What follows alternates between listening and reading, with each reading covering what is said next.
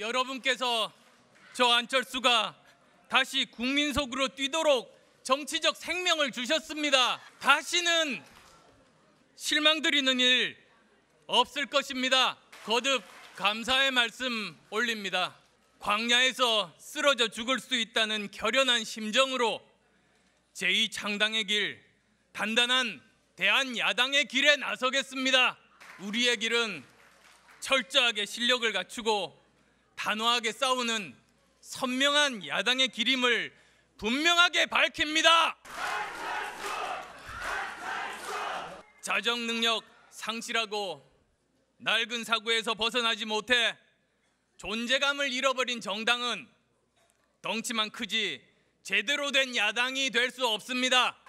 우리 국민의당이 역할을 할 수밖에 없습니다. 국민의당은 일요일 밤 모든 채널 독점에서 국민께 쳐다보라고 요구하는 정당이 되어서는 안 됩니다. 국민이 쳐다보시는 곳을 같이 바라보는 정당이 될 겁니다. 네, 국민의당은 일요일에 모든 채널을 독점해서 우리만을 봐달라는 그런 당이 돼선 안 된다. 상당히 날이 선 발언을 이어갔는데요. 오늘 안철수, 이제는 선장이 된 안철수 대표의 모습입니다. 관련한 이야기 나눠보기 전에요. 전문가 두 분 더 모셨습니다. 한호섭 전 청와대 선임국장, 서양호 두문정치전략연구소장. 어서 오세요. 안녕하세요. 자, 뱅크 정가 말말만 첫 번째 말, 대략 짐작은 하셨을 겁니다. 국민의당입니다. 51%가 안철수. 방금 전에 안철수 신임 대표 얘기 들어보셨지만 안철수 대표가 51%, 결선 투표도 가지 않고 당선이 됐습니다. 오늘 안철수 대표의 승리의 원인 뭐라고 보세요? 한호섭 전 국장. 글쎄 아무래도 그 국민의당의 창업주고 네. 여전히 국민의당은 안철수당이라는 걸 좀 확인한 네. 것인데 네.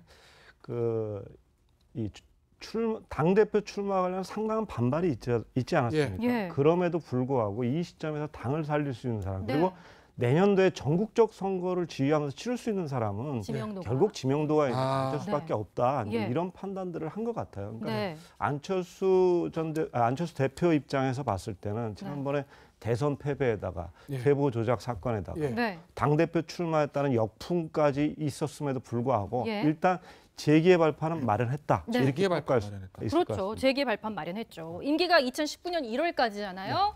지금 안철수 대표의 머릿속에 가장 1위 순으로 되어 있는 건 서울시장 출마입니까? 어떻게 보세요? 일단 지금 안철수 대표가 됐었죠. 네. 대표가 일단 이제 당 대표는 됐지만 예. 앞으로 여러 가지 정책 행보는 그렇게 간단치는 않습니다. 간단치는 않다. 왜냐하면 예. 일단 지금 당장 내년 지방선거를 승리로 이끌어야 되거든요. 그렇죠. 예. 만약에 지방선거를 승리로 이끌지 못하면 다시 이 지금 대표 된 것 자체가 예. 상당히 본인한테는 멍해가 될 수가 있습니다. 네. 자, 그런 상황에서 이제는 어떤 면에서 보면 다른 사람을 내보낼 사람은 특히 없어요. 예. 문제는 이제 본인이 직접 나서야 된다는 예. 게 본인이 직접. 한계죠. 그러니까 뭐냐면 결국은 지금 당 안팎에서 이제 요구가 뭐냐면 결국 당신이 나서야 되는 거 아니냐. 네. 그래서 승리를 견인해야 되는 거 아니냐. 이런 이제 요구가 빗발치고 있고 안철수 대표도 지금 본인이 서울시장이나 부산시장 네. 이런 어떤 시장이 직접 나서서 네. 뭔가 승부를 이끌어 와야지만이 그렇죠. 당이 활성화될 수 있다는 생각을 할 겁니다. 그러니까 그렇다고 한다면 지금 제일 먼저 안철수 대표는 당내에서 지금 일고 있는 지방선거 차출론을 어떻게 본인이 이제 수호할 것이냐. 예. 이게 제일 관점인 것 같아요. 예. 그렇지만 제가 볼 때는 아마 안철수 대표가 어떤 방식이든 어떤 선거든 네. 서울시장이든 부산시장이든 네. 아마 나서지 않을 수 없는 상황이다. 왜냐하면 네. 당내 지금 나설 수 있는 인물이 없는 상황에서 네. 뭔가 안철수 대표라도 나서서 예. 승리를 이끌어야 된다는 요구가 빗발칠 겁니다. 서영호 네. 소장. 네, 안철수 대표의 당선 수락 연설 들으셨죠? 네. 안철수 대표가 얘기하고 싶었던 메시지의 가장 중요한 부분이 뭡니까? 앞으로 어떻게 하겠다는 거죠? 선명 야당 오만과 독선을 견제하겠다. 예. 네. 즉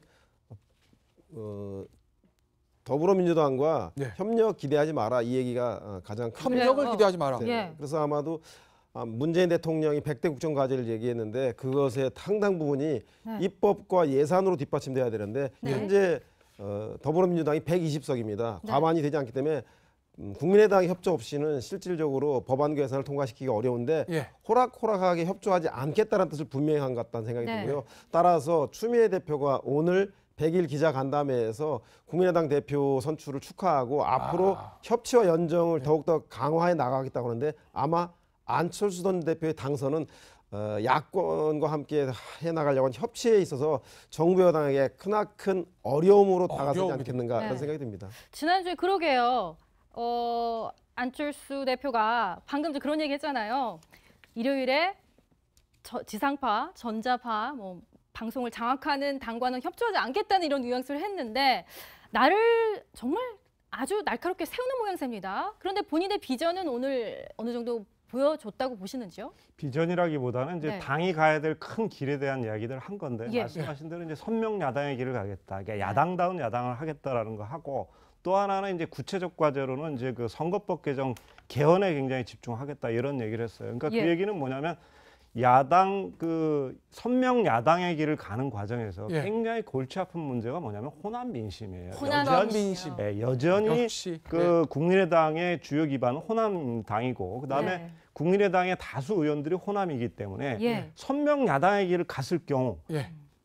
호남 민심이 그 국민의당을 떠나거나 예. 또는 그 국민의당 소속의 호남 의원들이 상당히 반발할 가능성이 있는 거 아니겠습니까? 네. 그러니까 그 내부에 어떤 그 어려움들이 있는데 거기에서 이제 선거법 개정 개헌을 얘기했다는 건 뭐냐면 예. 다당제로 갈 테니 걱정하지 말라는 메시지를 깔고 있는 거예요. 아, 당원들과 네. 지지자들에게. 현재의 단순 다수대표제나 소선거구제의 경우는 다당제로 가기 어렵습니다. 이 양당제로 재편될 수밖에 없고 예. 그런 상황에서 이제 국민의당의 입지가 굉장히 약화될 수밖에 예. 없는 예. 거죠. 근데 그 지방선거는 내년이지만 총선은 아직 여유가 있다. 네. 네. 하는 걸 감안해서 예. 기다려봐라. 뭐 이런 얘기들을 깔고 있는 게 아닌가 싶습니다. 예.